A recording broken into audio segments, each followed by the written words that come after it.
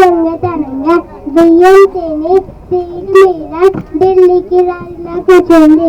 ఇంతలో ఎఫ్ఐఆర్ ఇలా పట్టుకొని జేబులోంచి హెచ్చరిక చేస్తూ ఐపాడ్తో జేబులోంచి తుపాకీ తీసి కేటువాని పని పెడతానని ఎంత కోసం తిరిగి ఏం చేయాలో తోచక ఇంతకు వచ్చిన దొరకక ఓపికతో పిల్లగా చూపుగా ఆగిచాను. ఇంత ఎస్కేప్ పాటించి పీలో పడింది. యువరాజుగా విజయమేత డబ్బులను ఎక్స్ట్రా తగ్గించుకొని వైకుంఠానికి దిగబడింది.